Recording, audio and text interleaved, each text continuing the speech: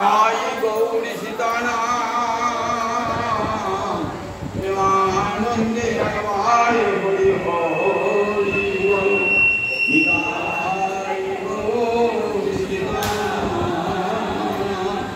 प्रेमानंदे हमारे हरि होली निकाय गौरी सीताना समवेत भक्तबिंदे चरणे आवार कोटि कोटि दंडवत प्रणिपात।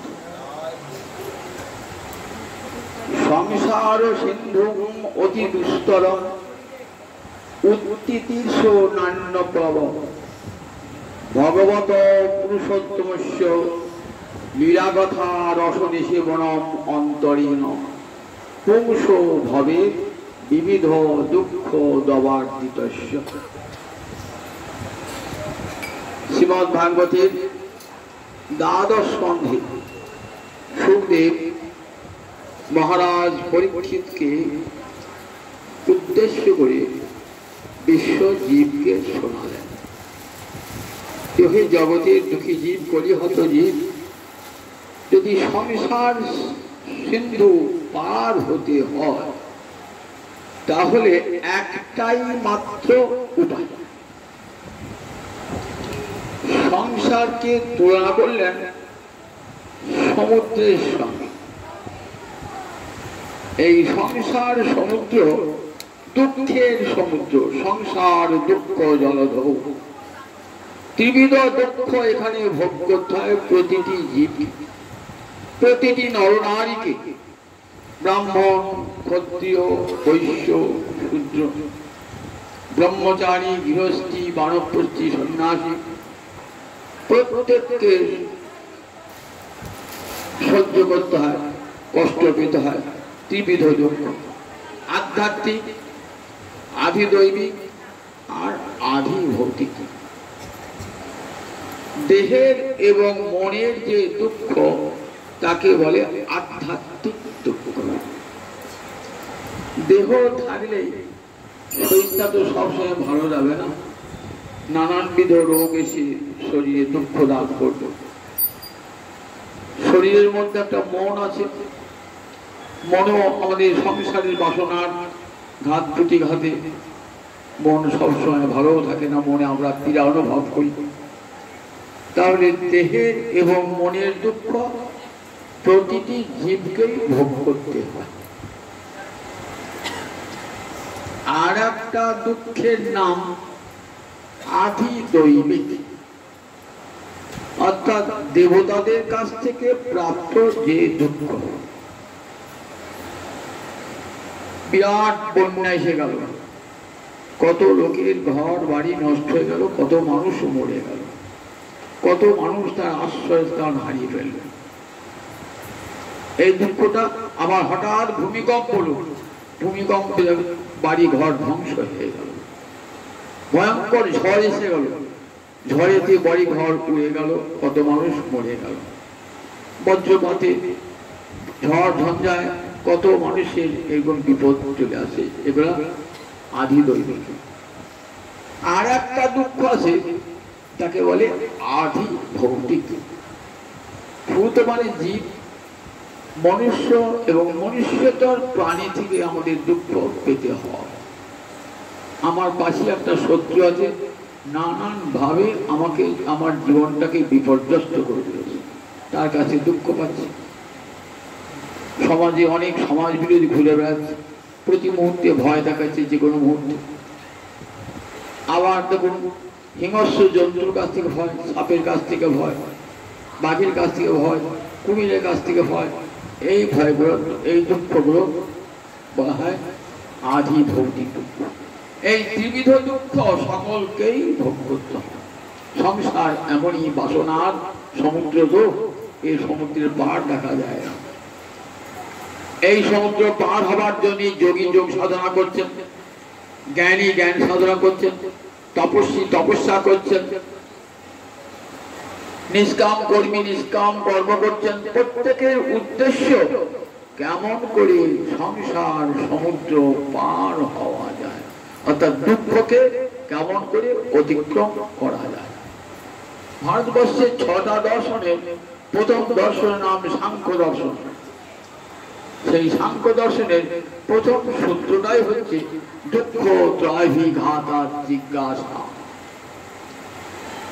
আমাদের ভারতবর্ষের দর্শন শাস্ত্র ভগবান আছেন কি নাই এই নিয়ে দর্শন শাস্ত্র শুরু হয় না।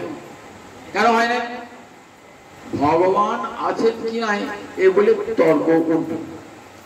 একদল আস্তিক বলবে ভগবান আছেন, আর একদল বলবেন ভগবান বলে কিছুই নাই। তাহলে এমন একটি বিষয় নিয়ে দর্শন শাস্ত্র আলোচনা করবেন যেটা সর্ববাদী সম্মত, সবাই স্বীকার করবে। দুঃখ আছে এটা সবাই স্বীকার করবে। যে ভগবানকে মানে সেও স্বীকার করবে, যে ভগবানকে মানে না সেও স্বীকার করবে। জগতে আমাকে বলতে হয় যে না দুঃখ নাই। আস্তিক হোক নাস্তিক হোক সকলেই কিন্তু একটা জিনিস স্বীকার করতে সবাই বাধ্য যে দুঃখ আছে, এবং সেই দুঃখটা 3 প্রকারের: আধ্যাত্মিক, আদিদৈবিক, আদিভৌতিক। এই দুঃখ থেকে কি করে মুক্তি পাওয়া যায় সেটা জানবার ইচ্ছা জন্মায় সবার নয়। তাই বলেন উত্তেজিত। অনেকে সংসারের দুঃখের মধ্যে থাকতে ভালোবাসে, সংসার সমুদ্র পার হতে চান না। সংসারের মধ্যে যে ক্ষণস্থায়ী সুখ পান সেই সুখের আনন্দে বিভোর হয়ে থাকেন তারা। কিন্তু কোনো কোনো ভাগ্যবান জীব তাদের অন্তরে ইচ্ছা জাগ্রত হয়, তাই বলে উত্তেজিত। এই উত্তেজিত এই যে ক্রিয়াপদটি না খুব তাৎপর্যপূর্ণ। সুখদেব খুব সংক্ষেপে ভাগবতী কথা বলেছেন, ফলে প্রতিটি শব্দে এত তাৎপর্যপূর্ণ না। উত্তেজনা যারা উত্তীর্ণ হতে ইচ্ছুক তাহলে সবাই কিন্তু সংসার সমুদ্র পার হতে ইচ্ছুক হন না। তাই বলে যারা এই সংসার সমুদ্র পার হতে ইচ্ছুক,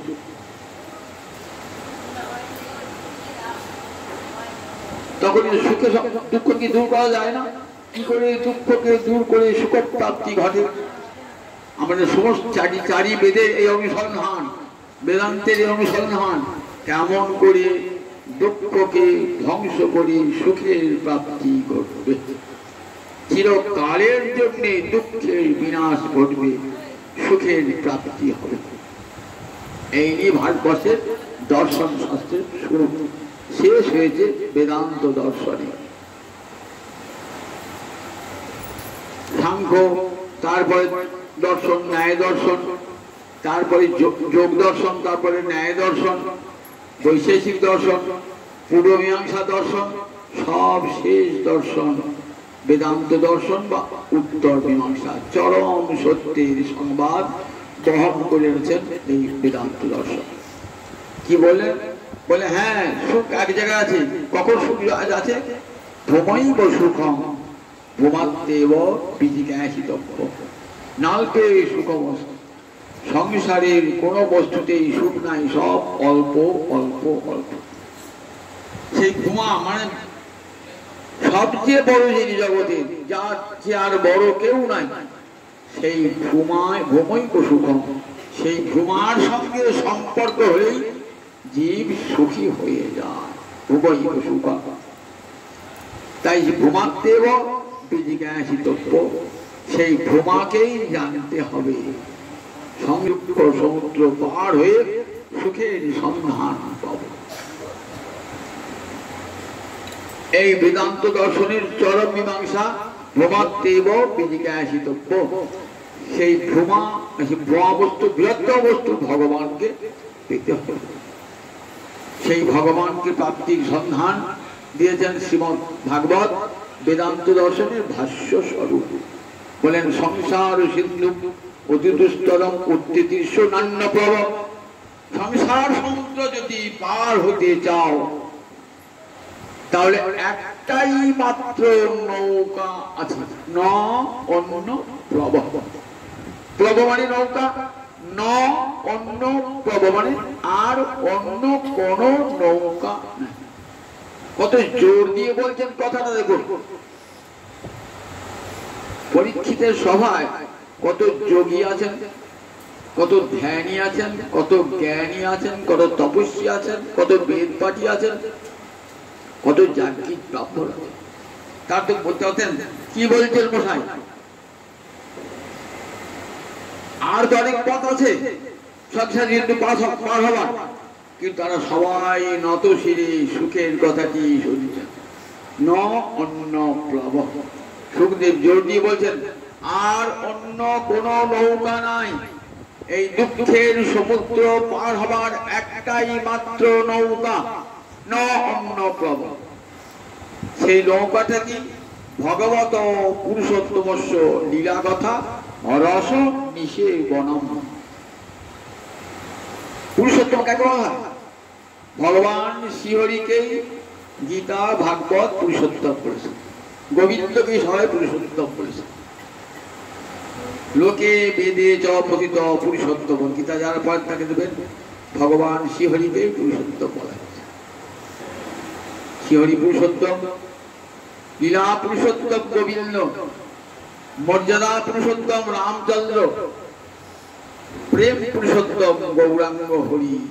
ভালো করে শুনে রাখুন, ভগবান পুরুষোত্তম তিন রূপে এসেছেন। রামচন্দ্র রূপে তখন তিনি মর্যাদা পুরুষোত্তম, সকল অবস্থায় রাজধর্মের মর্যাদাকে রক্ষা করেছেন।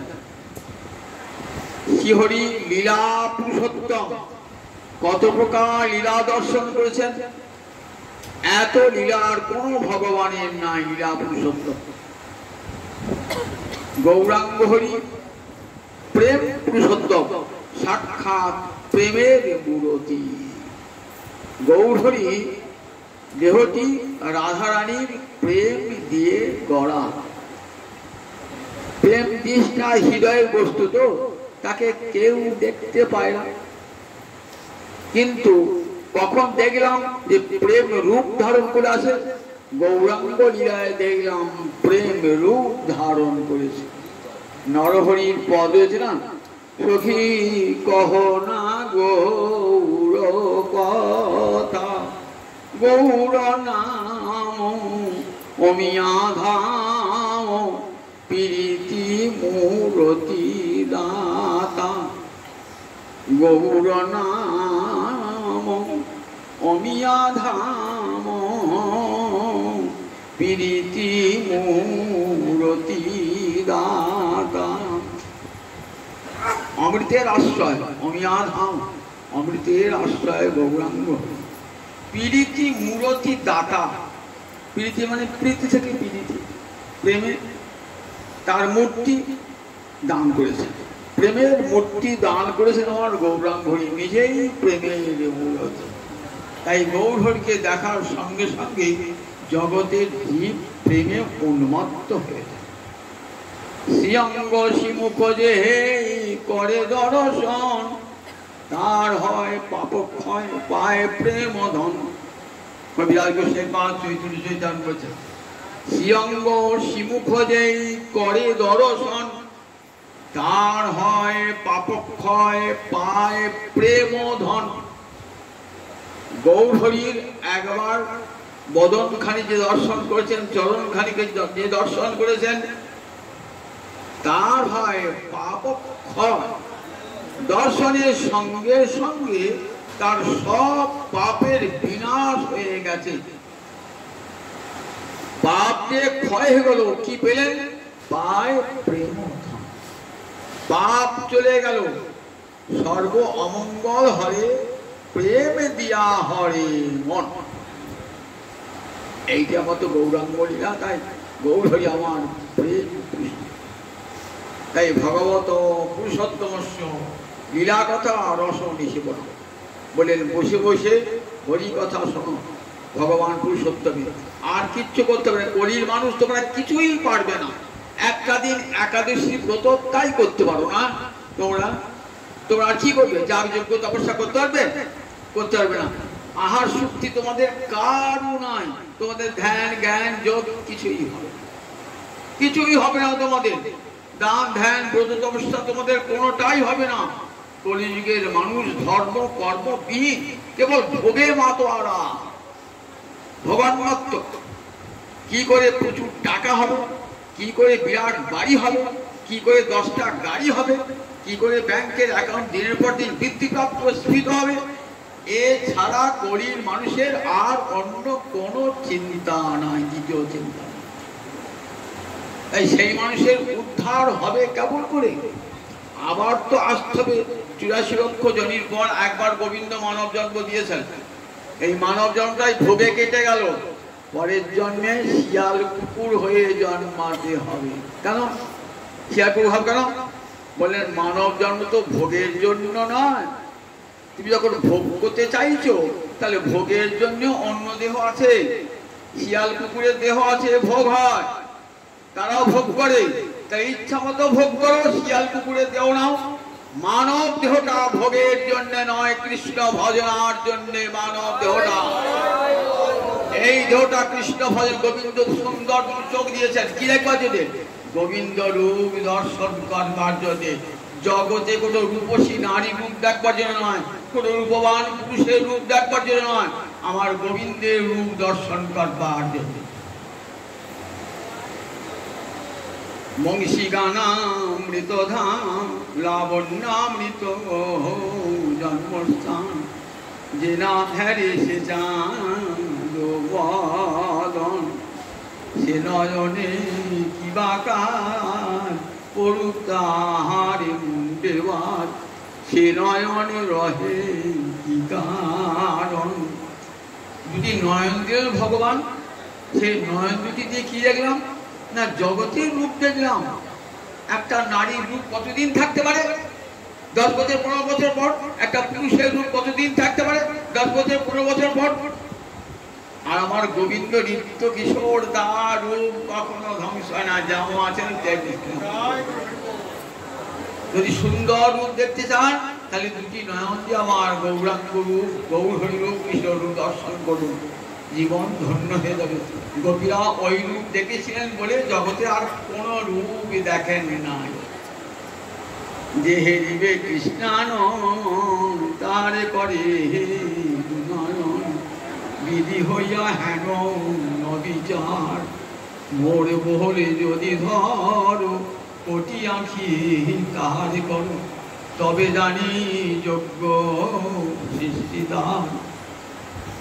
গোপীরা তাই জগৎ গুরু বলছেন, দুটি নয়ন পেয়েছো, দুটি নয়ন পেয়ে ওই দুটি নয়ন দিয়ে গোবিন্দ দর্শন করো, জীবন সার্থক হবে। একবার দর্শন করলেই সার্থক হয়ে যাবে। রূপ দর্শন করি আর সার্থক হয়ে যাবে। রূপ গোস্বামী পাদ বলছেন, বৃন্দাবনে গিয়ে যদি আবার ঘর সংসার করবার জন্য ফিরে আসতে হয়, তাহলে কেশী তীর্থের উপকণ্ঠে যে হরিতনু আছে, কৃষ্ণ রূপ আছে, সেটি দর্শন করো না। সেটি দর্শন করলে ওই রূপের চরণে নিজেকে চিরকালের জন্য বিসর্জন দিতে হবে, আর সংসার করতে পারবে না। গোপীরা ওই রূপ দর্শন করে আর কিছুই করতে পারেন না। তাই যে হে জীবে কৃষ্ণানন, বিধাতাকে ধিক্কার দিচ্ছেন। বিধাতা, জগতে রূপ দেখবার জন্য দুটো নয়ন যথেষ্ট। কৃষ্ণ রূপ দু নয়নে দেখা যায় না। দুটো নয়ন, তাতে আবার পলক দিয়েছ, কতক্ষণ কৃষ্ণ দেখবো? বিবেক আচ্ছাদন দিয়েছ, বিধি জড় তপোধন, নাহি জানো যজ্ঞ সৃজন।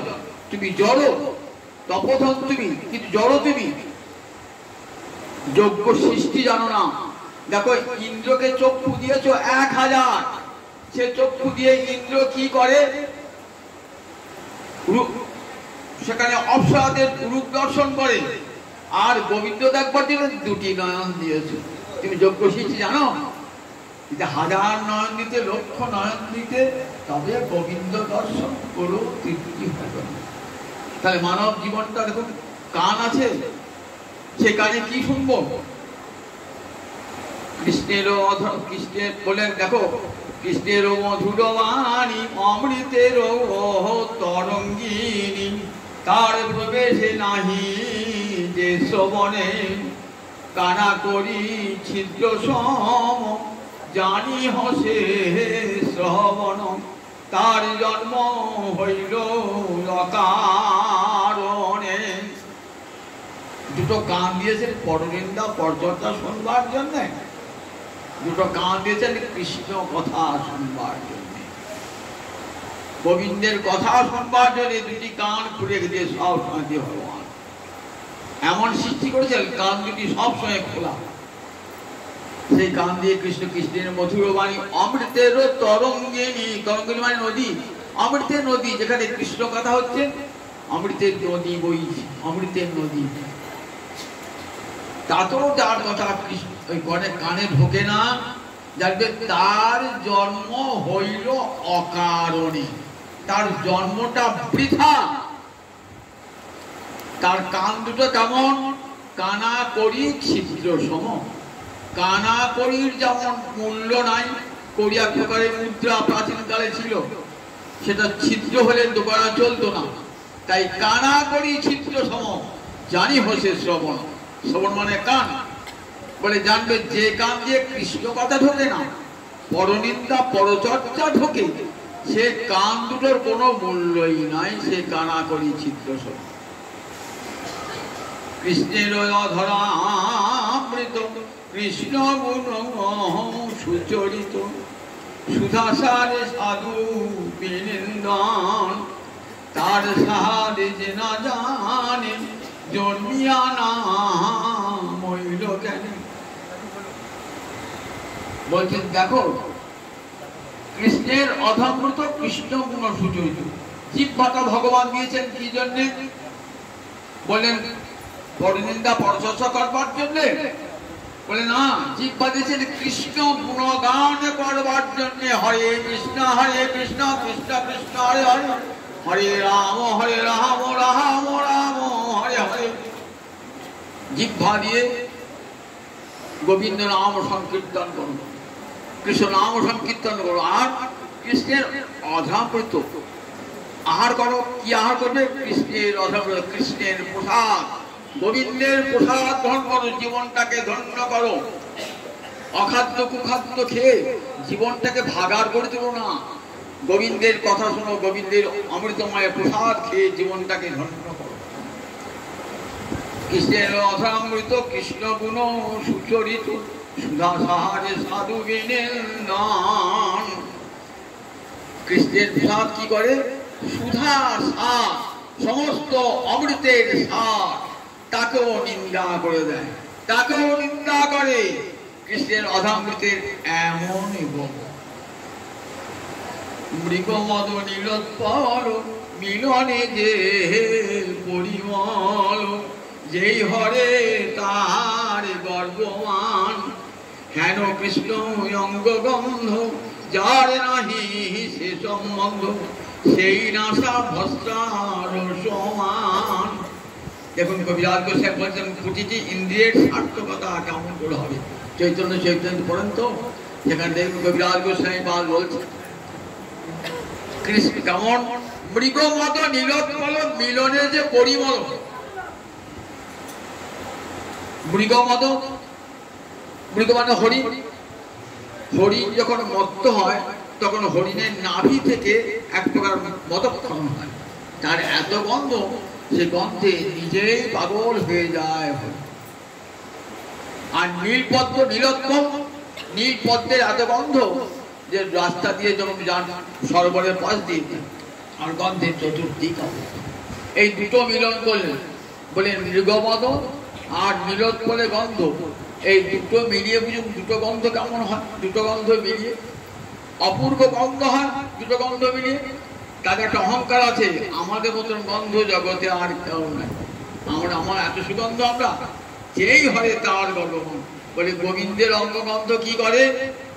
ওই নীলোৎপল আর মৃগমদ মিলিয়ে যে পরিমল হয়, দুটো গন্ধ মিশিয়ে তার গর্ব, তার মানকে হরণ করে। মৃগমদ নীলোৎপল মিলনে যে পরিমল, যেই হরে তার গর্বমান। কৃষ্ণ কর পদতল কোটি চন্দ্র সুশীতল। আর এই ত্বকটা আছে, তার এই ত্বকটার কাজ কি? কৃষ্ণ কর পদতল কোটি চন্দ্র সুশীতল। তার স্পর্শ যেন স্পর্শমণি। গোবিন্দের চরণ স্পর্শ করলে পারে, গোবিন্দের অঙ্গ স্পর্শ করলে ত্বকটা সার্থক হয়ে যায়। গোবিন্দ সেবা করেন তো, গা মোছাচ্ছেন, গোবিন্দ গোপালকে গা মোছাচ্ছেন, তো মনে ভাবছেন আমার ত্বকের সার্থক হলো আজকে গোবিন্দ অঙ্গ স্পর্শ, ত্বকটা সার্থক হলো। ত্বক চাই সুখ স্পর্শ, এই ত্বকটা কি চায়? স্পর্শ সুখ চায়। তা গোবিন্দ অঙ্গ স্পর্শ করে কি মনে হয়? যেন স্পর্শমণি স্পর্শ করে। যদি তা না মনে হয়, সেই বকুল লৌহ সমমানি। যদি তা মনে না হয়, জানতে আমার দেহটা রক্ত মাংসে গড়া, লোহা দিয়ে গড়া, তাই আনন্দ পেলাম না। আমার গোপালকে চান করিয়ে, গোবিন্দকে চান করিয়ে আমি আনন্দ পেলাম না। কেন? আমার ত্বকে স্পর্শ করলে কেন? আমার এই হাতটা লোহা, লোহা বলি। তাই দেখুন, এইভাবে সমস্ত ইন্দ্রিয়ের সার্থকতা গোবিন্দ। এই যে মানব জন্ম গোবিন্দের করুণার দান। প্রতি মানুষের একটা জিজ্ঞাসা করছি, আমি কেন হাতি ঘোড়া হলাম না? আমি কেন শিয়াল কুকুর হলাম না? কেন মানুষ হলাম? কেন আমাকে মনুষ্য জন্ম দান করলেন ভগবান? নিশ্চয়ই মনুষ্য জন্মের একটা মূল্য আছে, কারণ মানুষ পৃথিবীর সর্বশ্রেষ্ঠ প্রাণী। কিসে সর্বশ্রেষ্ঠ? কিসে সর্বশ্রেষ্ঠ? কুকুর বলবে তুমি কিসের সর্বশ্রেষ্ঠ? শুকর বলবে তুমি কিসের সর্বশ্রেষ্ঠ আমাদের চেয়ে? বললেন দেখো, তোমরাও বিষয়ে ভোগ করো, আমরাও বিষয়ে ভোগ করি। শুকর বলবে দেখো, আমরা বিষটা খাই বলে আমাদেরকে অগ্রাহ্য করছো তো, আর তোমরা তো বিষটা খাও, তোমরা বিষটা খাও না। বললেন দেখো, তোমরা গোবিন্দের অমৃতময় প্রসাদ ছেড়ে দিয়ে অখাদ্য কুখাদ্য খাও তোমরা, সেটা তো বিষ্ঠার তুল্য, বিষ্ঠার তুল্য। কুকুর বলছে আমরা 5 জায়গায় ঘুরি, এ বাড়ি সে বাড়ি, তুমিও তারপরে এক জন্মে বামুন, পরজন্মে চন্দ্রা, এক জন্মে ধনী, পরজন্মে দরিদ্র, এমনি করে এক একটা চড়ি ঘুরি ঘুরে বেড়াচ্ছ আমাদের মতন। তা আমাদের সে বড় কিসে হয়ে গেল? ধর্মের হীনা পশিবি সমান। মানুষ যেদিন ভগবানকে ভুলে যায়, সেদিন সে পশুর সমান হয়ে যায়। শুনে রাখুন, আপনি নিজেকে যত ধনী মানি কুড়িল বলে ভাবুন না কেন, যত রূপবান রূপসী বলে ভাবুন না কেন, শাস্ত্র কাউকে খাতির করে কথা বলে না। শাস্ত্র বলেন তুমি মানুষ কিসে?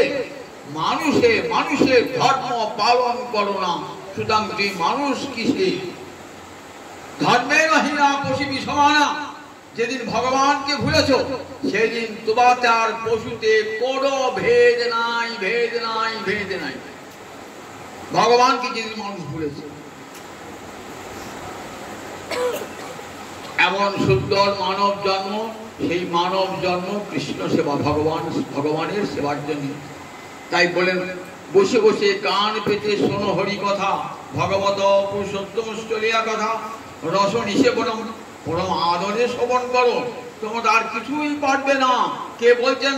হরিদ্বারে ব্রহ্মকুণ্ডের তীরে সুখদেব বলছেন, মহারাজ পরীক্ষিতকে উদ্দেশ্য করে বিশ্বজীবকে শোনাচ্ছেন,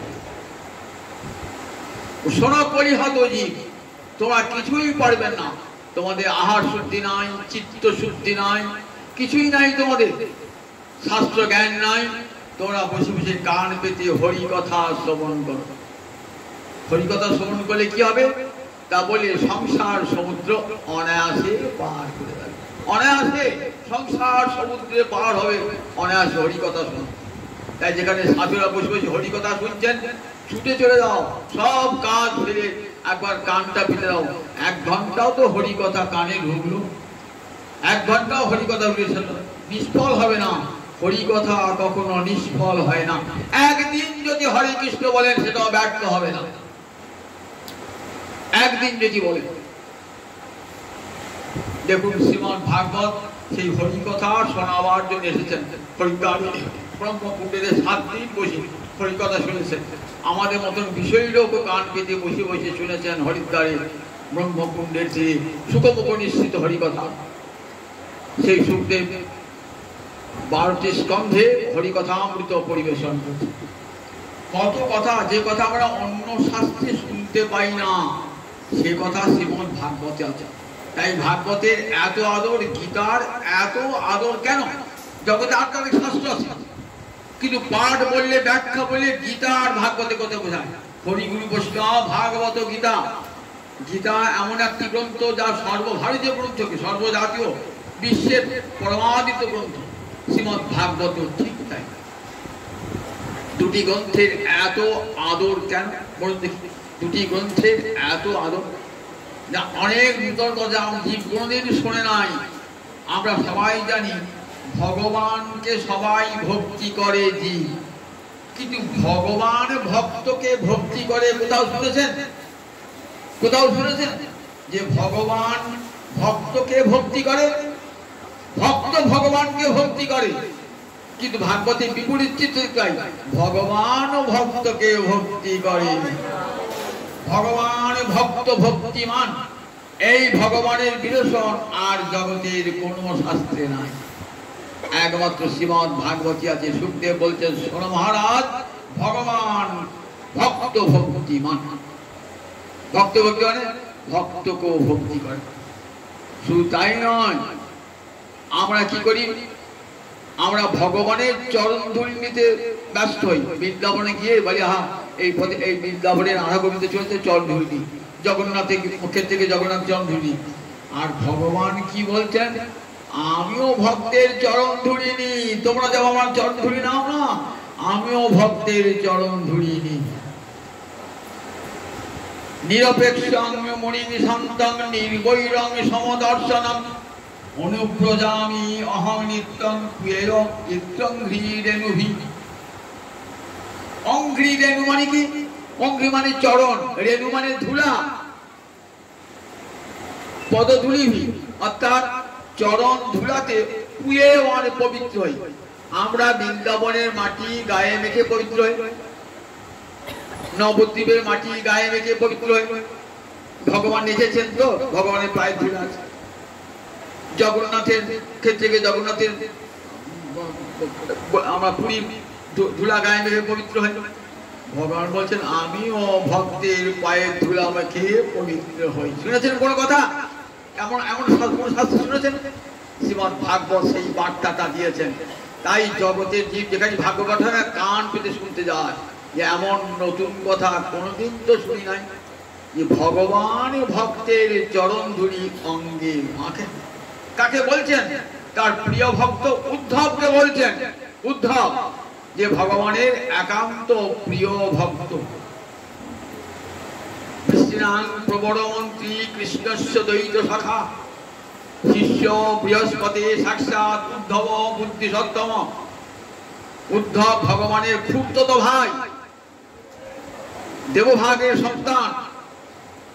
সে উদ্ধব বৃষ্টি বংশের যদু বংশে সর্বশ্রেষ্ঠ মন্ত্রী। বিষ্ণাং প্রবর কৃষ্ণস্য দ্বৈত শাখা, কৃষ্ণের প্রাণ প্রষ্ঠ সখা। শিষ্য বৃহস্পতি সাক্ষাৎ বৃহস্পতির শিষ্য। উদ্ধব বুদ্ধি সত্তম। সেই উদ্ধব বুদ্ধিতে সকলের শ্রেষ্ঠ। সেই উদ্ধবকে বলছেন ভগবান, জানো উদ্ধব, যখন ভগবান বলছেন, যখন ভক্ত যায়, অহং অনুব্রজামি। অনুব্রজ মানে কি? অনুব্রজ মানে পশ্চাৎ পশ্চাৎ যাওয়া। এই বিপরীত শব্দ কি?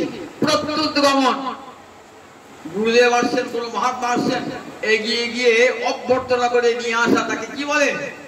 তাকে বলে প্রত্যুত্গমন। এটি সদাচার। আপনার গৃহে গুরুদেব আসছেন, কোন মহাত্মা ব্যক্তি আসছেন, বাড়ির পরিবারের লোকেরা গিয়ে পরম আদর করে তাকে নিয়ে আসে, এর নাম প্রত্যুত্গমন। আবার যখন বাড়ি থেকে চলে যাচ্ছেন, তার পশ্চাৎ পশ্চাৎ যান, তাকে বলে অনুব্রজন। শিষ্টাচার, এগুলি সব ভারতীয় শিষ্টাচার। গোবিন্দ বলছেন, যখন ভক্ত যান, আমি অনুব্রজামি, আমি ভক্তের পিছনে পিছনে যাই। কেন গো পিছনে পিছনে যাও কেন? সামনে যাও না কেন? না, সামনে গেলে তো ভক্ত আমাকে চরণ ধুলি দেবে না। আমি লুকিয়ে লুকিয়ে ভক্তের চরণ ধুলি গ্রহণ করি। গৌর হরি তার লীলাতে ইচ্ছা কি ভক্তের চরণধুলি গ্রহণ করবে। কোন ভক্তের? অদ্বৈত প্রভুর চরণধুলি গ্রহণ করবে। নাম কীর্তন করতে করতে অদ্বৈত প্রভু মূর্ছিত হয়ে গেছেন, তখন অদ্বৈতের চরণধুলি আমার গৌর হরি অঙ্গে মারছে, গৌর হরি অঙ্গে মারছে।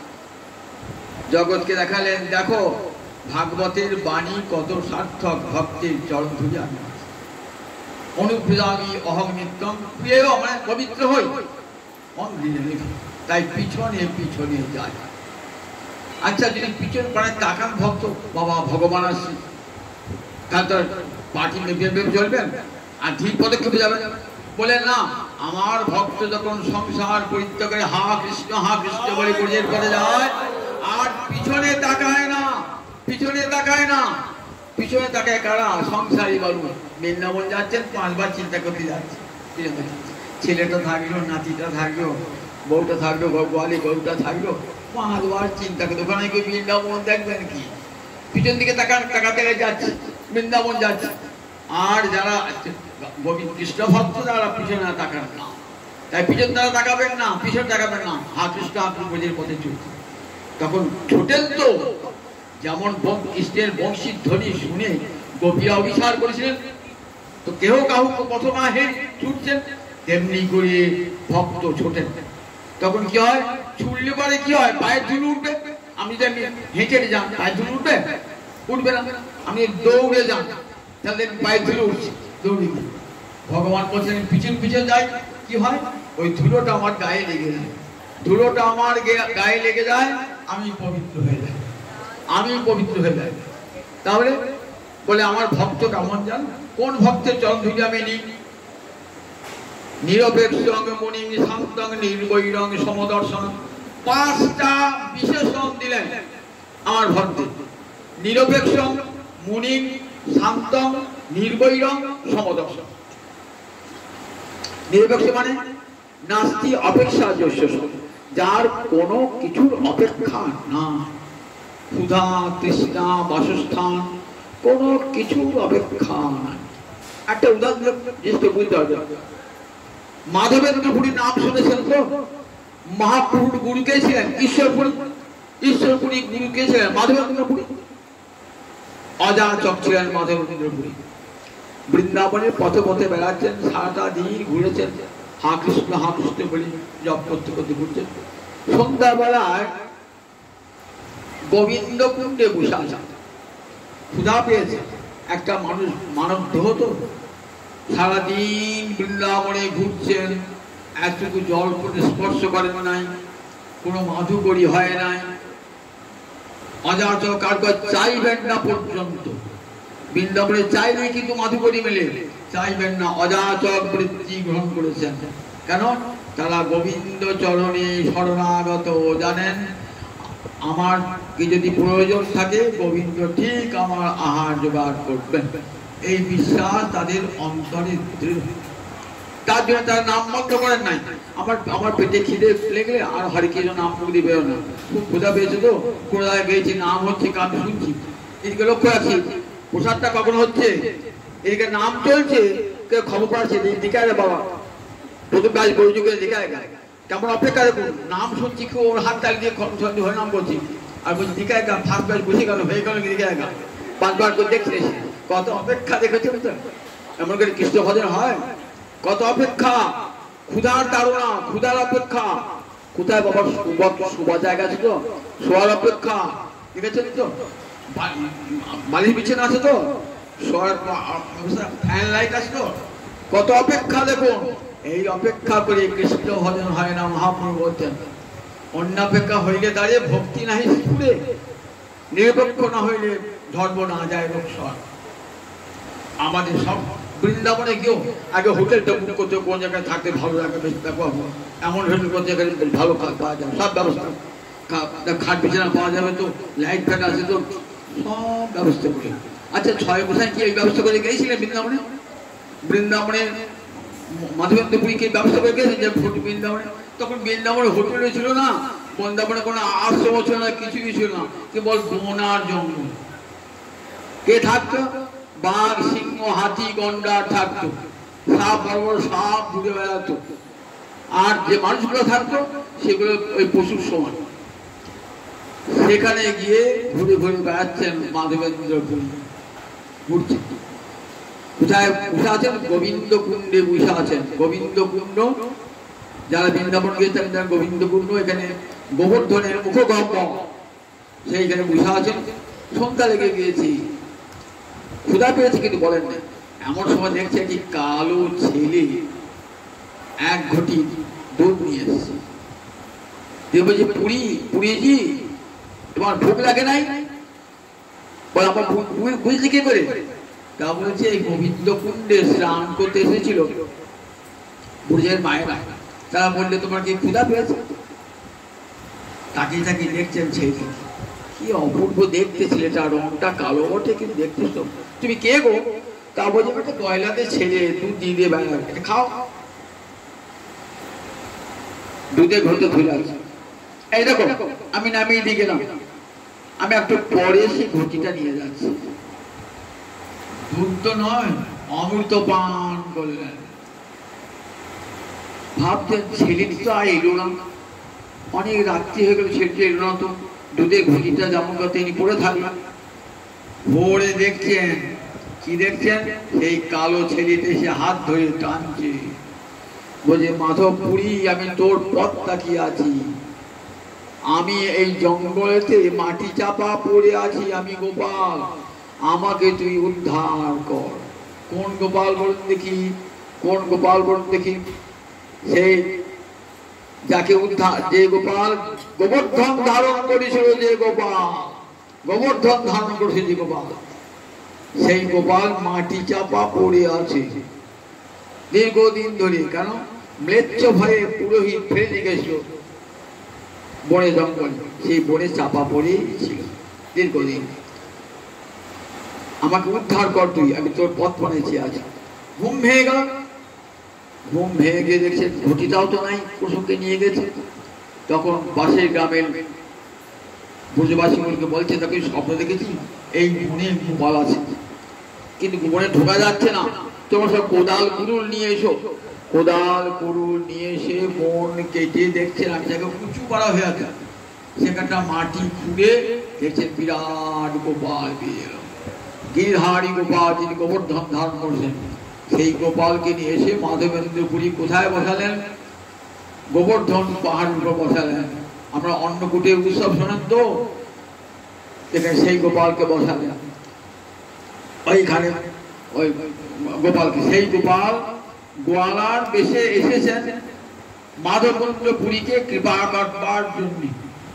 মাধবেন্দ্র পুরী ক্ষুধার তৃষ্ণা কোনো কিছুই তার অপেক্ষা নাই। ভজনে এক ভজন মাধুর্যে এমন মগ্ন হয়ে গেছেন না, আর ক্ষুধার তৃষ্ণার কথাই চিন্তা করছেন। বাল্মীকি দেখুন, বাল্মীকি কত বছর তপস্যা করেছেন, গায়ে উইয়ে ঢিপি হয়ে গেছিল, তখন কি খাবার খেয়েছিলেন? কিছুই খান নাই, রাম নাম সুধা পান করেছিলেন। রাম নাম সুধা, ক্ষুধাও ছিল না, তৃষ্ণাও ছিল না।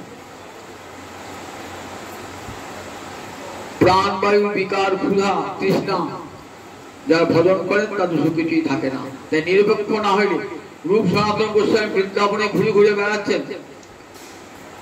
রাজা সনাতন গোস্বামী তখন অবিভক্ত বাংলার প্রধানমন্ত্রী, রূপ গোস্বামী পাদ অর্থমন্ত্রী, সর্বস্ব ত্যাগ করে চলে গেছেন বৃন্দাবনে ঘুরছেন।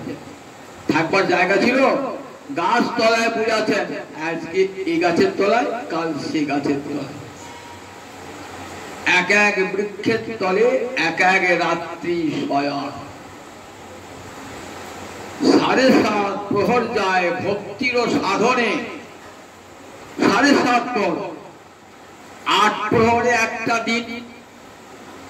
এক একটা প্রহরের মান কত? 3 ঘন্টা, 24 ঘন্টা একটা দিন রাত্রি, তাহলে 8টা প্রহর মানে 24 ঘন্টা, 7.5 প্রহর মানে 21 ঘন্টা। 21 ঘন্টা ভজন করছেন, থাকলো ক ঘন্টা? বলে 7.5 প্রহর মানে 21.5 ঘন্টা, তাহলে থাকলো 1.5 ঘন্টা থাকলো। সেই 1.5 ঘন্টা ভোজনে শয়নে, তাহাও নহে কোনো দিনে। 1.5 ঘন্টা ভোজনে এবং শয়নের জন্য রেখেছেন, সেটাও সব দিন হয় না। দেখেছেন যেমন একটা মানুষ যে আমার সারাদিন জেগে আছি, শরীরটা খারাপ করবে, এই অপেক্ষা ছিল, অপেক্ষা না, ভজন করে রেখেছেন। শুধু পেলেন অযাচক যদি দেয় দুটি চানা কিছু দেয়, ভোর মাথা দেয়, তবেই খাবো, পেলে জুটবে না। তথাপি কৃষ্ণ ভজন থেকে বিরত হবেন না। এই নিরপেক্ষ মুনির, নিরপেক্ষ ভক্তের এইটি লক্ষণ। এই নিরপেক্ষ না হলে ভজন হয় না। যদি ক্ষুধা তৃষ্ণা ইত্যাদি ভালো থাকবো, ভালো মন্দ খাবো, এই অপেক্ষা থাকে, তাহলে কোনোদিনই কৃষ্ণ ভজন হবে না। মুনি বলে আমার ভক্ত মুনি, মুনি মানে যে মনন করে তাকে বলে মুনি। মনন করে চো বড়ুতে সব সময় চিন্তা করছে। আমরা কোনো মুনি হতে পারবো? আমরা সবসময় বিষয়ে চিন্তা করছি, টাকা পয়সার কথা চিন্তা করছি, সংসারের কথা চিন্তা করছি। আর কৃষ্ণ ভক্ত সততং কীর্তন্তমাং যতন্তশ্চ তীরপ্রতা। গীতা পড়েছেন তো? গীতার সপ্তম অধ্যায়ে কি আছে? সততং কীর্তয়ন্তমাং, সব সময় আমার কীর্তন করছেন। যতন্তশ্চ তীরপ্রতা, দৃঢ়ব্রত নিয়েছেন, হরিয়ায় মালা ঘুরিয়ে চলেছেন, বিরামবিহীন ভাবে কৃষ্ণ নাম। কখনো গ্রন্থ অধ্যয়ন করছেন, কখনো মালা ঘোরাচ্ছেন, কখনো কৃষ্ণ কথা শুনছেন, কখনো কৃষ্ণ কথা বলছেন। সততং কীর্তন্তমাং যতন্তশ্চ তীরপ্রতা, একে বলে মুনি। বনে থাকলে মুনি হবে না, গেরুয়া কাপড় পরলে মুনি হবে না, ধ্যান করলে মুনি হবে না। বলেন সবসময় ভগবানকে মনন করতে হবে, তাকে বলে মুনি। নিরপেক্ষ মুনি। শান্ত, আমার ভক্ত শান্ত। শান্ত মানে সমগুণ আছে যার। সম মানে অন্তরিন্দ্রিয়ের সংযম, মনের সংযমকে বলে সমগুণ। এই সমগুণ যার আছে তাকে বলে শান্ত। আমার ভক্ত কেমন? আমার ভক্ত শান্ত। আমার ভক্ত শান্ত কেন? আমরা অশান্ত কেন? কৃষ্ণ ভক্ত নিষ্কাম অতীব শান্ত। আমরা ভগবানকে বলছি, মনে অনন্ত কামনা বাসনা। আমার মেয়েটার যেন ভালো বিয়ে হয়, ছেলেটার যেন ভালো চাকরি হয়, কত চিন্তা নিয়ে গোবিন্দ গাথার তুলসী পাতা দিচ্ছি। তুলসী পাতা দিতে গিয়েও ভগবানের সঙ্গে কত শর্ত। ভগবান দেখো, তোমার একদিনের সেবা নেবো, যদি আমার ছেলেটার চাকরি হয়ে যায় 1 মাসের মাইনে দেবো। ভগবান কাকে হাত পেতে আছে, ভগবান যেমন তার টাকাটা নেবার জন্য হাত পেতে আছে। কেমন মূর্খতা বলো দিকে একবার, মূর্খতা। যার কাছে নিয়ে তুমি খাচ্ছ আর তুমি বলছো কিনা আমার ছেলের চাকরি হলে 1 মাসের মাইনেটা রাধা মাধব তোমার সেবায় লাগাবো। রাধা মাধব তোর সেবা নেবার জন্য, তোর ছেলে 1 মাসের মাইনে নেবার জন্য রাধা হাত পেতে বসে আছে রাধা মাধব। দেখুন একবার আমরা কতখানি নিচে নামতে পারি ভগবানকে ভজন করতে গিয়ে, কতখানি নিচে নামি। ভগবানকে ভজন করতে জানি কেন? ভগবানকে চাইব কেন? ন ধনং ন জনং সুন্দরীং কবিতাং বা কামে জগদীশং মম জন্মনি জন্মনীশ্বরে ভবতা ভক্তিরা হইতিকতৈ। আমি ধন চাই না, জন চাই না, সুন্দরী বধূ চাই না, কাব্য প্রতিভা চাই না। প্রভু জন্মে জন্মে তোমার চরণে জানা অহৈতুকী ভক্তি হয়। ভালোবাসা কখন সার্থক হয়? যখন তার মধ্যে কোনো চাওয়া পাওয়া থাকে না, লেনদেন থাকে না। তবেই তো ভালোবাসা। চাইলে ভালোবাসা মাটি হয়ে যায়। ভালোবাসা প্রিয়জনের কাছে যদি কি চান ভালোবাসার বিনিময়ে, তাহলে সেই ভালোবাসা কখনো সার্থক হয় নাকি? তাকে ভালোবাসা বলে নাকি? তাকে বলে স্বার্থ। স্বার্থকর্মী ভালোবাসা। স্বার্থ ফুরিয়ে গেল, ভালোবাসাও ফুরিয়ে গেল। দেখবেন গোপীরা বলছেন উদ্ধবকে, উদ্ধব জগতের সব ভালোবাসায় স্বার্থগন্ধি। পাখিরা কখন গাছ আলো করে বসে, যখন গাছের মেলা ফল থাকে, যখন গাছের পাতায় নিচে আশ্রয় পাওয়া যায়, গাছটা ন্যাড়া হয়ে গিয়েছে, একটাও ফল নাই, পাখি বসবে? পাখি বসবে, ফলও নাই, ছায়া দেওয়ার ক্ষমতাও নাই। যতক্ষণ ফল ছিল, ছায়া ছিল, পাখি বলে এসে বসত। পুরোহিত আপনার গিয়ে কতক্ষণ মন্ত্র উচ্চারণ করবেন, কতক্ষণ মঙ্গল কামনা করবেন, যতক্ষণ দক্ষিণাটি না পাচ্ছেন। যেই দক্ষিণা হয়ে গেল, চলে গেল। ছাত্র শিক্ষকের কাছে কতক্ষণ কৃতজ্ঞ থাকবেন? ওই পড়াশোনা যখন শেষ না হচ্ছে তখন মাস্টারবাসী 5 বার আনা গোনা করবেন, যে হয়ে গেল লেখাপড়া শেষ হলো আর মাস্টার মরিয়ে গেল। তাই জগতের সব ভালোবাসা স্বার্থবন্দী ভালোবাসা, স্বার্থের উপরে। এই ভালোবাসা স্থায়ী হয় না, স্বার্থ পুড়িয়ে দেয়, ভালোবাসাও শেষ হয়ে যায়। তাই দেখুন জগতের যে ভালো, তাই বলে দেখো সতত ভগবানকে সতত শান্ত কার মন? ভগবানের কাছে কিছু চায় না বলে মন শান্ত না। গোবিন্দ আমি তোমার কাছে কিছু চাইতে আসিনি। কাম ক্রোধ লোভ মোহ মদ আশ্চর্য সব হৃদয় থেকে, এরাই কি করে আমার হৃদয়কে কেমন করে? অশান্ত করে তোলে। কামনা, শত সহস্র কামনা, কার প্রতি কোনো ক্রোধ, এগুলো আমার হৃদয়কে অশান্ত করে তোলে। ভক্তের সব নাই, কাম ক্রোধ লোভ মোহ মদ আশ্চর্য নাই। আমার ভক্ত শান্ত। বলেন প্রকৃতির তরঙ্গ তাকে স্পর্শ করতে পারে না, কোন কামনা বাসনার তরঙ্গ তার হৃদয়কে স্পর্শ করে না। তাই আমার ভক্ত শান্ত। আমার ভক্ত নির্বৈরং, চতুর্থ গুণ নির্বৈরং। বৈর মানে শত্রুতা। আমার ভক্ত কারোর সঙ্গে শত্রুতা করেন না, ভক্তের সঙ্গে কেউ শত্রুতা করেন না। জগৎ কি তারা কি দেখেন? জগৎ কৃষ্ণময়, যেদিকে ফিরাই আঁখি কৃষ্ণময় জগৎ দেখি। যাহা যাহা নেত্র পড়ে তাহা কৃষ্ণ স্ফুরে। ভক্ত কেমন? স্থাবর জঙ্গমে দেখে না দেখে তার মূর্তি, যাহা যাহা নেত্র পড়ে তাহা কৃষ্ণ স্ফূর্তি। কে শত্রু কে মিত্র? প্রহ্লাদ বলছেন পিতাকে, পিতা কাকে শত্রু বলছেন? জগতের কে শত্রু কে মিত্র? গোবিন্দ ছাড়া জগৎ আর কেউ নাই। তাহলে গোবিন্দই শত্রু, গোবিন্দই মিত্র। গোবিন্দ ছাড়া জগতের কেউ নাই। দেখেছেন তো ছোট্ট বালক, 5 বছরের বালক প্রহ্লাদ পিতাকে জ্ঞান দান করছেন যে পিতা দেখো জগৎকে সকলকে সমগ্রম আরাধনম অচ্যুতস্য। যখন সবাইকে সমান জ্ঞান করতে পারবো তখনই ভগবানের আরাধনা সার্থক হবে। তুমি বড় লোক ও ছোট লোক, ও নিচু জাতি ও ব্রাহ্মণ জাতি, এই ভেদ যতক্ষণ অন্তরে থাকবে ততক্ষণ কৃষ্ণ ভজন হবে না, হবে না, হবে না। সমস্ত আরাধনা অচ্যুতস্য। জগতে সকলকেই জীবে কৃষ্ণ সম্মান দিবে জানি কৃষ্ণ অধিষ্ঠান। মহাপ্রভুর বাণী, জগতের সকল জীবের হৃদয়ে কৃষ্ণ আছেন এই জ্ঞানে সকল জীবকে সম্মান দান করবে, সকল জীবকে। তাই কৃষ্ণ ভক্ত কেমন? বলেন কৃষ্ণ ভক্ত নির্বৈর। বলেন তার কেউ যস্মাৎ নোদ্বিজতে লোক। গীতা পড়েছেন তো? যস্মাৎ ন উদ্বিজতে, যার কাছ থেকে কেউ উদ্বেগ প্রাপ্ত হয় না। আমরা কার কাছ থেকে উদ্বেগ প্রাপ্ত হই? শত্রুর কাছ থেকে। এই বাবা শত্রু কোন পরিকল্পনা করছে আমাকে ফাঁকে ফেলাবে নাকি? বলেন যস্মাৎ নোদ্বিজতে, যার কাছ থেকে কোনো উদ্বেগের সম্ভাবনা নাই। আবার যে নিজেও কাউকে উদ্বেগ দান করে না, অজাত শত্রু ভক্ত। যেমন মহারাজ যুধিষ্ঠির, দুর্যোধনের সবার উপর রাগ ছিল কিন্তু যুধিষ্ঠির উপর রাগ ছিল। যুদ্ধ করতে করতে একবার যুধিষ্ঠির একবার দ্রোণাচার্যের আয়ত্তের মধ্যে চলে এসেছে।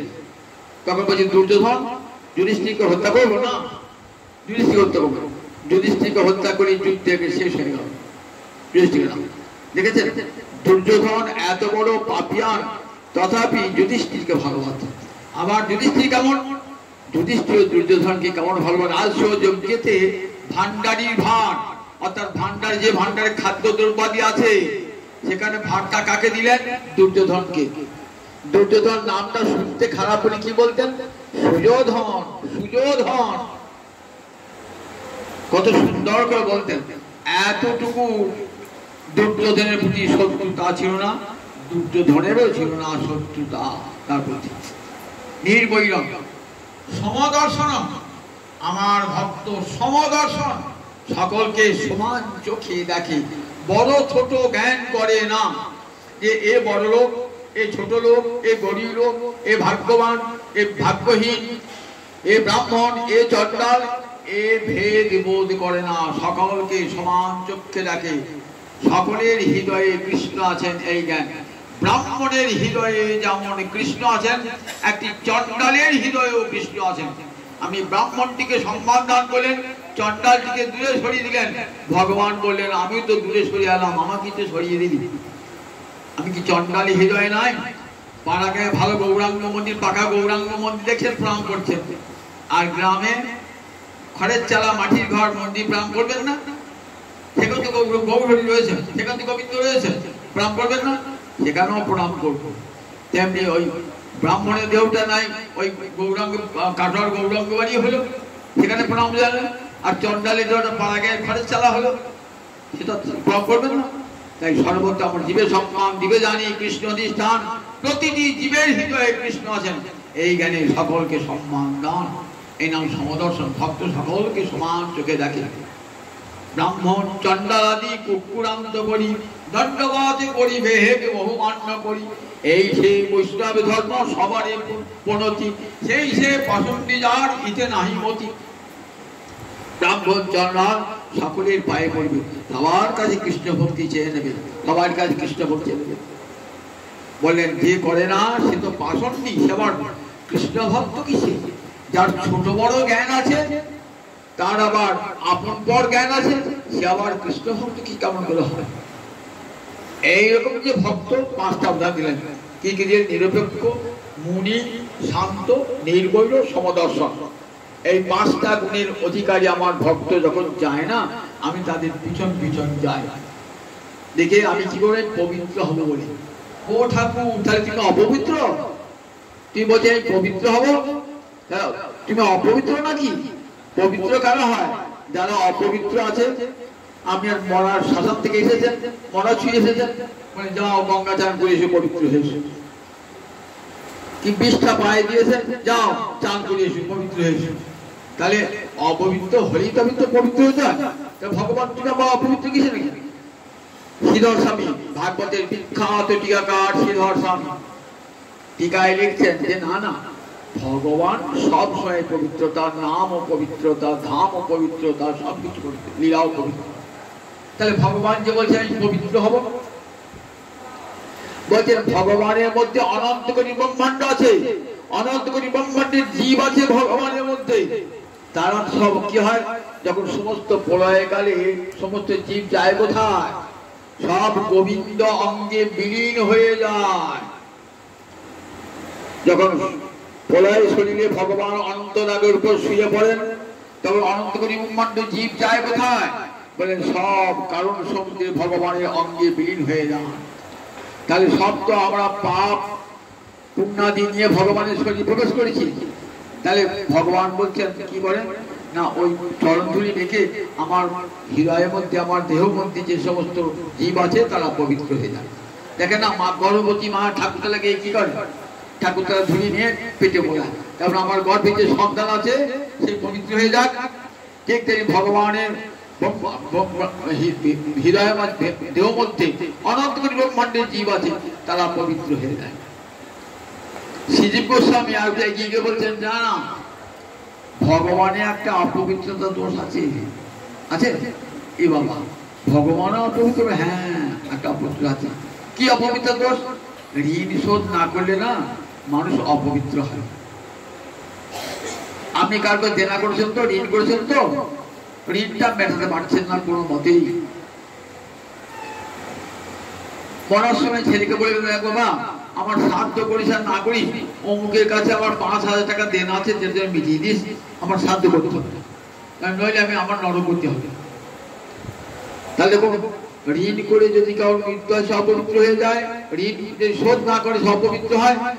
ভগবান আবার ঋণ বলে, হ্যাঁ ভগবান একটা ঋণ আছে। কিরকম ঋণ আছে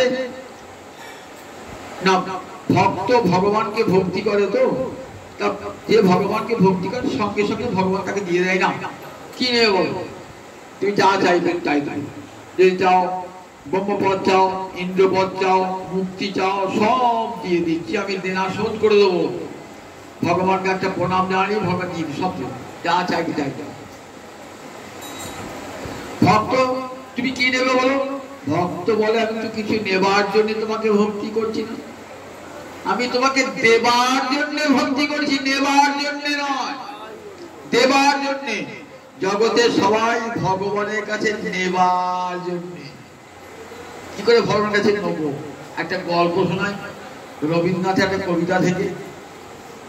একদিন একটা ভিখারি বেরিয়েছে, কবিতাটার নাম কৃপণ কবিতা, খেয়া কাব্যের কবিতা কৃপণ। একদিন একটা ভিখারি রাস্তায় খঞ্জনি বাজিয়ে হরে কৃষ্ণ করতে করতে যাচ্ছে, একটা কাঁধে ঝোলা আছে, যে যে দেখছে একটা সোনার রথ। ও বাবা, পল্লীগ্রাম আবার সোনার রথ আছে নাকি? পল্লীগ্রামে তাহলে নিশ্চয়ই রাজা বেরিয়েছে। হরি হরি, কি সাধু সঙ্গ, আজ রাজ দর্শন হবে।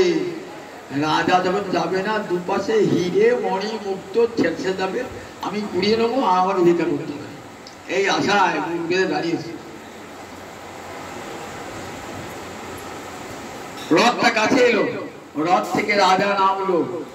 রাজা নেমে ভিখিরি গাড়িতে হাতটা পেতে ভাবছেন ঠাট্টা করছে বোধা, আমি ভিখিরি কি দেবো ঠাকুরকে, আবার আমি তো চাইবো তার কাছে। ও বাবা, রথ থেকে রাজার দুপাশে হিরে মণি মুক্ত কিছুই তো নাই, উপলব্ধ হাত পাচ্ছে, অনেকক্ষণ হাতটা পেতে আছে। আমি তখন আমার চালের দানা দিয়ে দিলাম ওই ভিখারিকে। চলে গেল, রথ চলে গেল, আমিও চলে এলাম। সন্ধ্যেবেলায় ঘরে এলাম, আমার কুড়ে ঘরে দেখছি, কুড়ে ঘরে মেঝেতে চাল ডাল সব ঢাললাম, দেখছি অনেকগুলি চালের মধ্যে একটা সোনার দানা। ওই একটা চাল একটা সোনার দানা হয়ে ফিরে এসেছে। তখন মনে হয় যে কেন আমি সব চালগুলো দিলাম না, সব সোনা হয়ে যেত, কেন আমার নিজের জীবনটাকে দিলাম না, আমার জীবনটাই তো স্বর্ণময় হয়ে যেত। তাই ভগবানকে আমার দিই না, ভগবানকে ভগবানের কাছে নেবো। ভগবানের সেবা দিয়ে বাড়িতে সব গোপাল আছে তো, বলে আহা গোপালের ভক্তি, কি খাওয়ান গোপালকে? কাঠ কাঠ বাতাসা। ভগবানের নিজের জন্য ভালো মন্দ মিষ্টি মুখের সন্দেশ পরাণের পান্তুয়া নিজের জন্য, আর গোপালের জন্য বরাদ্দ আছে দশকর্মার ভান্ডারে গিয়ে কাঠ বাতাসা বরাদ্দ করা আছে। বাজারে গিয়ে সবচেয়ে কমা দামের কলাটা অপচয় তো ঠাকুরের সময়। আর এদিকে কত কত হয়ে কাঁদছে, হে ঠাকুর আমার ছেলে যেন পরীক্ষায় পাস করে। কেমন কৃপণ দেখেছেন তো, একটি পয়সা ভগবানের সেবা খরচ করবো না, ছেলে মেয়ের বিয়েতে খরচ করবো, কিন্তু একটি পয়সা ভগবানের সেবায় খরচ করবো না। দেখেছেন তো, ভগবানের কৃপা পেতে চাইছি। ভাবি অপব্যয়, অপব্যয় ভাবি। বাড়িতে সবাই বাড়িতে গোপাল আছে, দেখবেন গোপাল কি খায়, দেখবেন বাড়িতে দেখবেন এই কত ভক্তি, গোপালের চোখে জল এসে আছে, কান্নাও আসছে। আর গোপালকে কি খাওয়া গো? গোপাল কোনদিন উপাস থাকলো, ব্যাস চলে গেল, গোপাল পড়ে থাকলো, আর গোপালের কথা ভাবি না। তোমার ছেলেটাকে বাড়িতে ফেলে তুমি তীর্থ করছো, বাড়িতে গোপালটা পড়ে থাকবে, তা তোমার ছেলেটাকে রেখে দিয়ে চলে যাও, ছেলেটাকে রেখে যাও। তাহলে গোপালটাকে ছেলে বলে ভাবছো, আর গোপালটাকে একবার আমার চালাতে দিয়ে চলে গেলে, ব্যয় হয়ে চলে গেলে, একবার তো খেয়াল হলো না। তাই কেমন তোমার ভালোবাসা, কেমন তোমার ভালোবাসা, গোপালের প্রতি ভালোবাসা। তাহলে দেখুন আমাদের ভজনটা ঠিক এইরকম ভজন। এই ভজনে কোনোদিনই কোটি কোটি জন্মে গোপাল সেবা করলেও গোপালের কৃপা হয় না।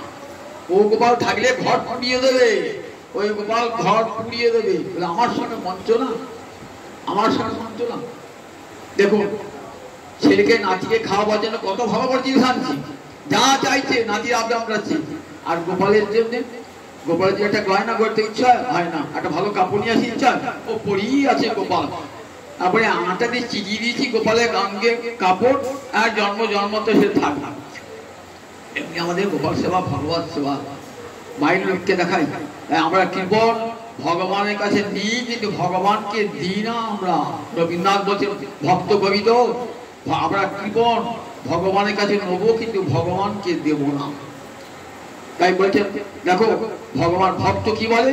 ভক্ত বলে আমি সর্বস্ব দেবো প্রভু, আমি তোমার কাছে কিছু চাই না, কিছু নেবো না।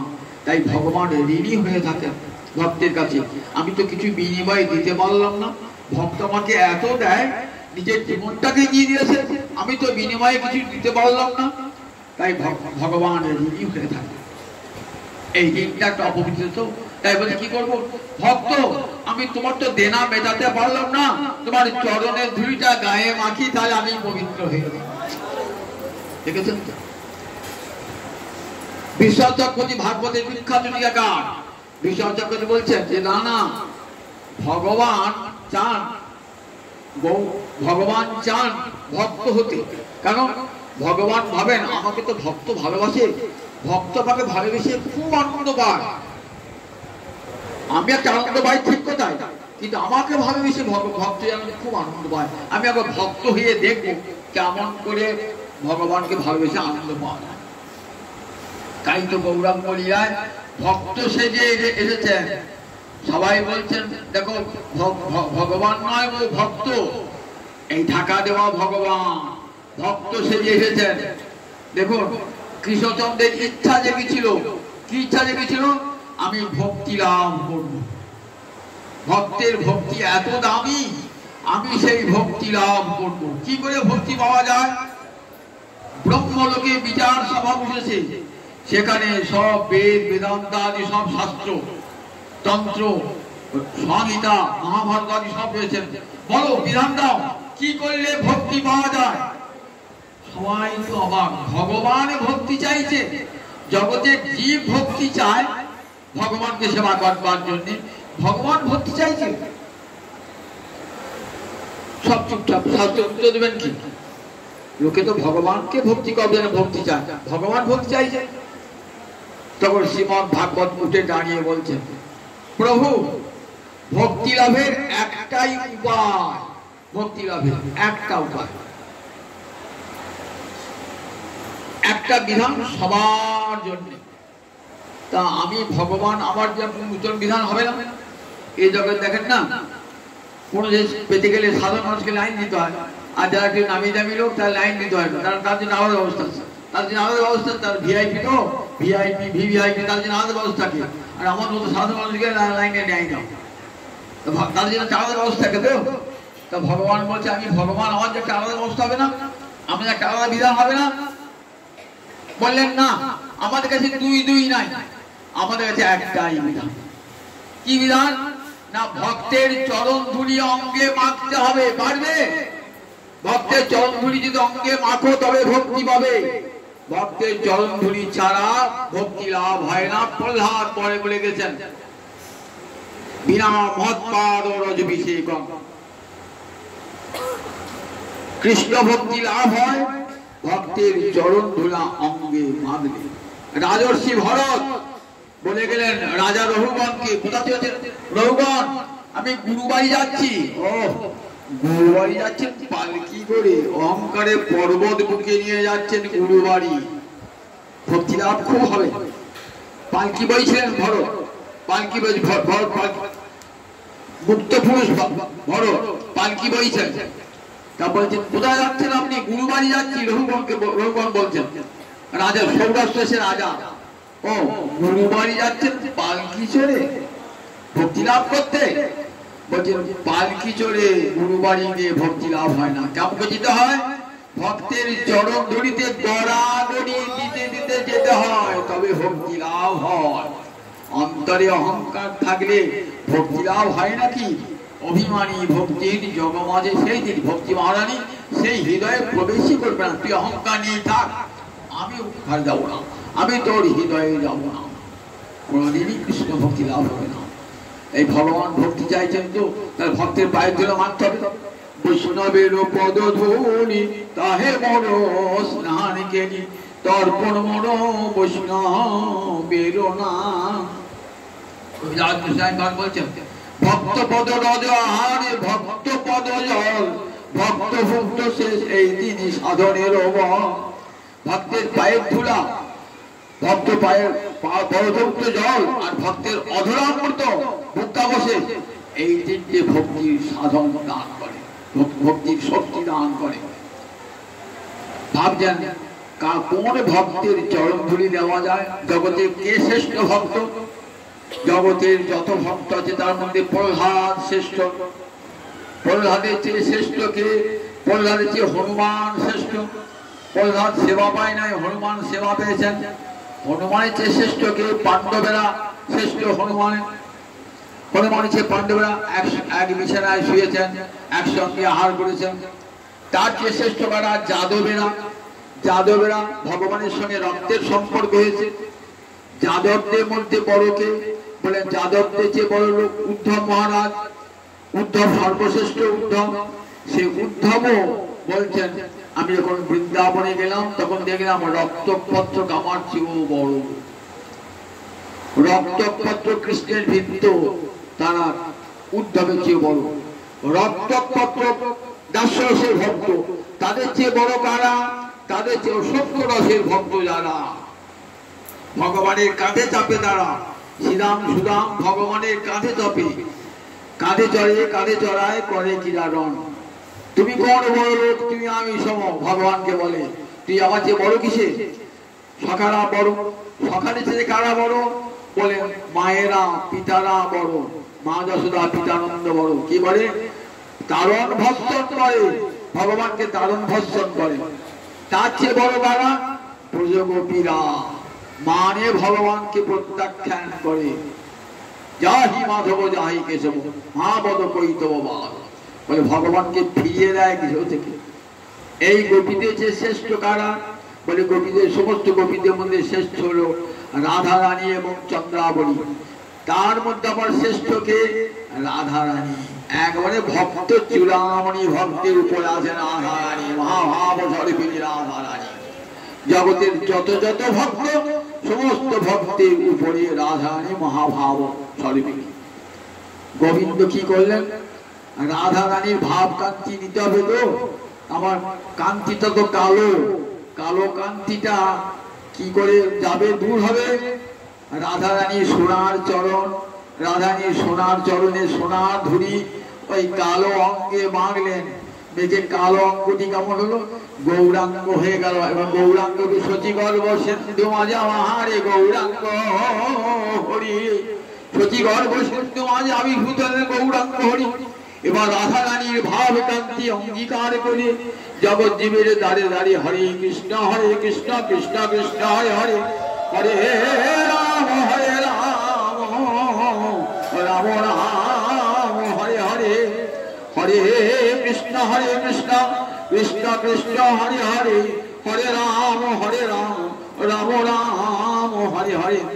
রাধানী ভাব কান্তি অঙ্গীকার করে কামকৃষ্ণ এলেন নবদ্বীপে শচীগর্ভ সিন্ধু মাঝে আবির্ভূত হয়ে জগতের জীবকে দিলেন হরে কৃষ্ণ নাম। বলে জগতের জীব তোমাদের জন্য এনেছি রাধা রানীর প্রেম, নাম প্রেমের মালা গাঁথি পড়াইল সংসারে। হরে কৃষ্ণ নাম দিলেন, নামের মধ্যে দিলেন রাধা রানীর প্রেম।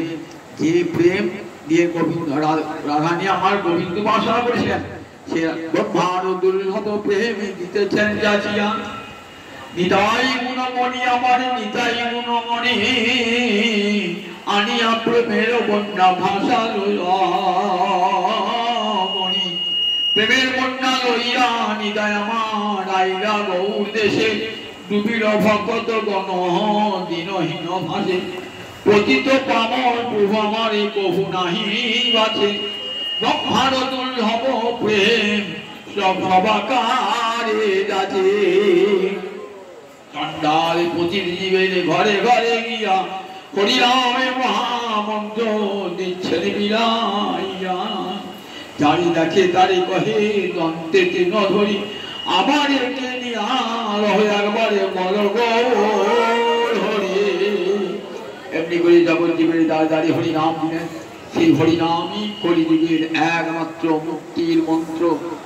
যদি মানব জন্ম থেকে মুক্তি পেতে চান, মানব জন্মের দুঃখ থেকে মুক্তি পেতে চান, সংসার সিন্ধু পার পেতে চান, তাহলে হরি কথা কান পেতে বসে বসে শুনুন আর হরে কৃষ্ণ মহামন্ত্র জপ করুন। মানব জীবন ধন্য হয়ে যাবে, সার্থক হয়ে যায়। তাই যায় তাই যায় তাই।